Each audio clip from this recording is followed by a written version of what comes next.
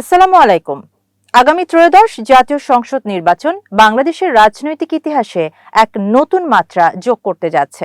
জুলাই গণ অভ্যুত্থানের পর উদ্ভূত রাজনৈতিক পট পরিবর্তন, দীর্ঘ ১.৫ দশক পর তুলনামূলকভাবে অংশগ্রহণমূলক ভোটের প্রত্যাশা এবং তরুণ ভোটারদের বিপুল উপস্থিতি সব মিলিয়ে আগামী এই নির্বাচনের গুরুত্ব কতখানি, এসব বিষয় থাকছে আজকে টপ নিউজে।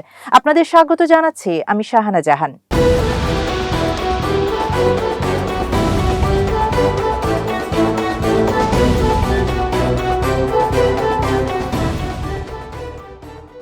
এই নির্বাচনে জয় পরাজয়ের মূল চাবিকাঠি বা কিং মেকার হিসেবে আবির্ভূত হতে যাচ্ছে দেশের তরুণ সমাজ।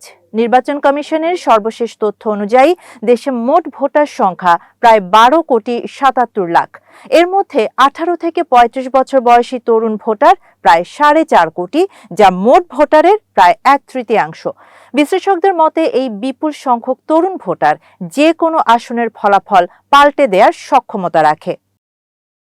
২০০৮ সালের পর গত ১৭ বছরে অনুষ্ঠিত ৩টি জাতীয় নির্বাচনে রাজনৈতিক বিতর্ক, অংশগ্রহণ সংকট ও আস্থার ঘাটতির কারণে বহু তরুণ ভোটাধিকার প্রয়োগের সুযোগ পাননি। অনেকের বয়স ইতোমধ্যে ৩০ পেরিয়ে গেলেও এবারই তারা প্রথমবারের মতো ভোট দিতে যাচ্ছেন, যা এই নির্বাচনকে আলাদা গুরুত্ব দিচ্ছে। ২০২৪ সালের জুলাই আন্দোলনে তরুণদের ব্যাপক অংশগ্রহণ রাজনৈতিক সচেতনতা আরও তীব্র করেছে। ঢাকা বিশ্ববিদ্যালয়ের রাষ্ট্রবিজ্ঞান বিভাগের অধ্যাপক মাহবুবুর রহমান বলেন, জুলাইয়ের গণ অভ্যুত্থান ও পরবর্তী রাজনৈতিক পরিবর্তনের ফলে তরুণদের কাছে রাজনীতি এখন আর দূরের বিষয় নয়, এটি তাদের ব্যক্তিগত অভিজ্ঞতার অংশ। নির্বাচন, সংস্কার ও ন্যায় বিচার, এই ৩টি বিষয় তরুণদের প্রধান অগ্রাধিকার।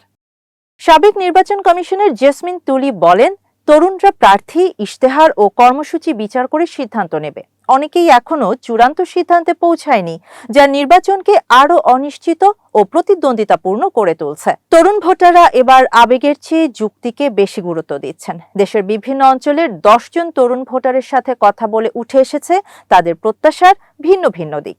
প্রথমত, গণতন্ত্র ও বাক স্বাধীনতা, এমন প্রার্থী যিনি সংসদে জনগণের কথা বলবেন এবং কর্তৃত্ববাদ সমর্থন করবেন না। দ্বিতীয়ত, বাস্তবসম্মত কর্মসংস্থান পরিকল্পনা ও মেধাভিত্তিক নিয়োগ। তৃতীয়ত, নিরাপদ ক্যাম্পাস ও নারী নিরাপত্তা। এছাড়াও নিরাপদ ধর্মচর্চা নিশ্চিত করা, আন্তর্জাতিক মর্যাদা ও ভিসা সংকট নিরসন, দ্রব্যমূল্য ও বাজার নিয়ন্ত্রণ, প্রযুক্তি ও ডিজিটাল অধিকার নিশ্চিত করা, শিক্ষা ও গবেষণা বাজেট, দুর্নীতিমুক্ত প্রশাসন, কৃষি ও স্থানীয় উন্নয়ন তরুণদের দাবি।